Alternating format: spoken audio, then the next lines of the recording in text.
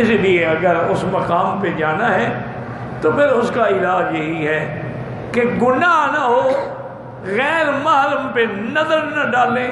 اچھا، اور کبھی کبھی ایسا ہوتا ہے کہ ایک گناہ سے بچنے سے آدمی اتنی منزلیں طے کر جاتا ہے کہ وہ منزلیں ساری زندگی کی عبادت میں بھی طے نہیں ہوتی۔ یہ حالات ہیں۔ خود سیدنا معاویہ رضی اللہ تعالیٰ عنہ کا واقعہ ہے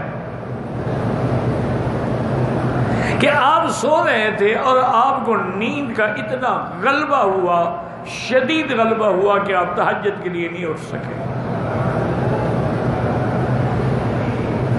دوسری رات آپ پریشان تھے، دوسری رات تہجد کے ٹائم پہ کسی نے پاؤں کا انگوٹھا پکڑ کے ہلایا کہ اٹھو اٹھو تہجد کا وقت ہو گیا ہے۔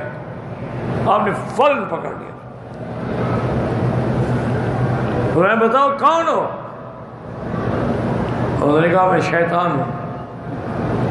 میں کمال ہے، اللہ فرماتے ہیں ان الشیطان لکم عدو فاتخذوہ عدوا، کہ شیطان تمہارا دشمن ہے، تم دشمن ہو کے مجھے جگانے آئے ہو، ٹھیک ٹھیک بات کرو ورنہ میں بھی صحابی رسول ہوں، تمہاری گردن توڑ کے رکھ دوں گا۔ اس نے کہا حضرت اگلی رات میں نے آپ کو سلا دیا، تھپکیاں دے دے کے سلا دیا، آپ نے تہجد نہیں پڑھی، لیکن سارا دن جو آپ روتے رہے، سارا دن جو ذکر اللہ کرتے رہے، اس سے تو آپ کو ہزاروں تہجدوں کا ثواب مل گیا۔ تو میں نے سوچا وہی ایک تہجد بہتر ہے، میری تو گردن ٹوٹ گئی اور بدبخت نکل جاؤ۔ تو اس لیے ہمیشہ یاد رکھیں کہ اگر آدمی کے دل میں ایک تڑپ ہے نا جی، حالانکہ وہ تہجد نہیں پڑھ سکے لیکن احساس تھا، اس ذمہ داری کو دوسرے دن پورا کرتے رہے۔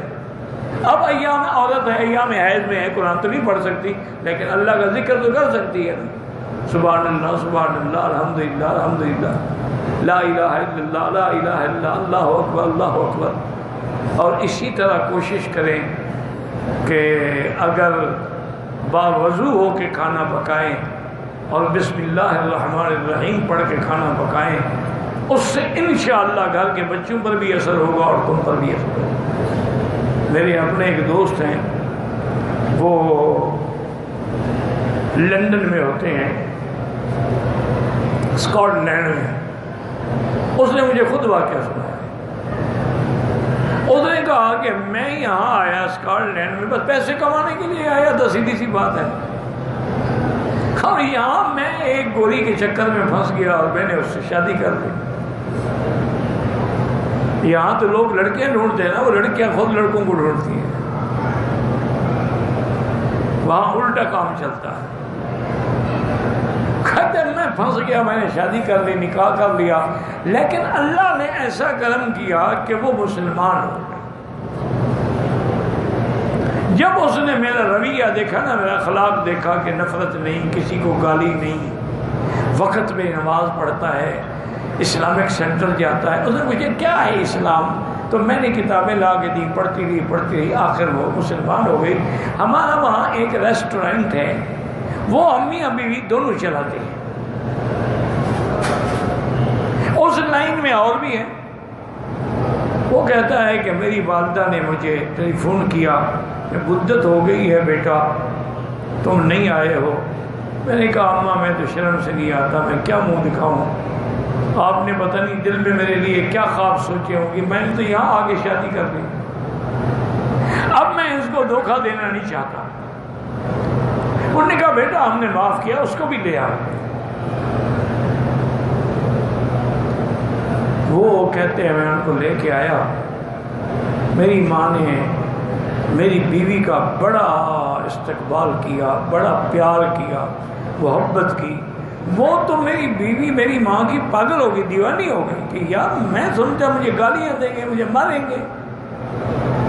انہوں نے کہا بیٹی اللہ نے تیرے ساتھ نکاح لکھا تھا میرے بیٹے کا، جو اللہ کا فیصلہ ہے ہمیں قبول ہے، اور پھر اس سے بڑی خوشی کیا ہے کہ تم کفر سے نکل کر اسلام میں آ گئی۔ تو میری ماں نے آخر بیٹا تھا، اتنے عرصے کے بعد آیا، بہو بھی گھر آئی تھی، کھانا پکایا، تو کہتا ہے مجھے رات کو بیوی کہے کہ اس کھانے میں جو لذت ہے نا وہ میں نے زندگی میں نہیں دیکھی۔ میرا ریسٹورنٹ ہے، میں خود کھانا پکاتی ہوں، خود کوکنگ کرتی ہوں، میں دنیا کی اعلیٰ سے اعلیٰ ڈشز بناتی ہوں، لوگ حیران ہوتے ہیں میرے کھانے کھا کے، لیکن اس کھانے میں جو لذت ہے، جو چاشنی ہے، جو مٹھاس ہے، وہ مجھے کہیں نہیں ملی۔ کوئی بات ضرور ہے۔ میں نے کہا کیا بات ہوگی؟